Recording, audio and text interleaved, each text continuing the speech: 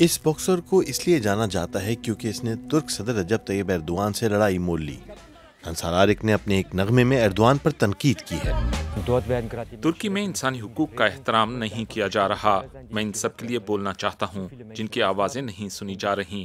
बहुत ज़्यादा लोग खौफजदा हैं, इसलिए मैं आगे बढ़कर इनकी आवाज़ बन रहा हूँ। आरिक को कई मरतबा धमकियां भी मौसूल हुईं।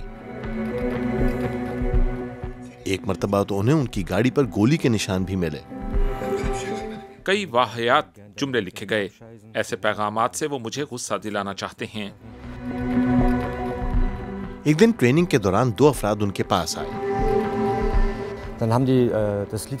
वो एर्दोआन का गाना गा रहे थे, इनकी इंतखाबी मुहिम वाला गाना। मैंने गुस्से में बस अपना सर हिलाया। वो मुझे गुस्सा दिलाना चाहते थे।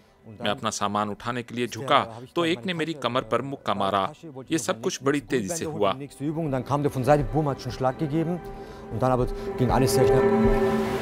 आरिक ने अपना दिफा करने की कोशिश की, लेकिन वो दोनों बड़ी तेजी से फरार हो गए। इस बॉक्सर को अपने सियासी नजरियात की वजह से बर्लिन की तुर्क कम्युनिटी में जाना पहचाना जाता है। इसकी वजह से वो अब शहर के कई इलाकों में नहीं जा पाते।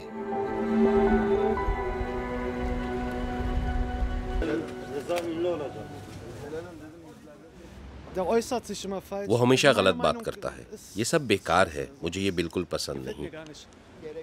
इस शख्स को कोई नहीं जानता।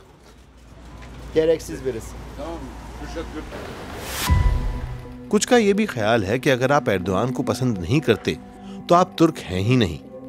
जर्मनी में एर्दोआन के नाकदीन के लिए खतरे बढ़ रहे हैं, लेकिन आरिक कहते हैं कि वो खौफजदा नहीं, ना ही बॉक्सिंग रिंग में और ना ही जिंदगी के रिंग में।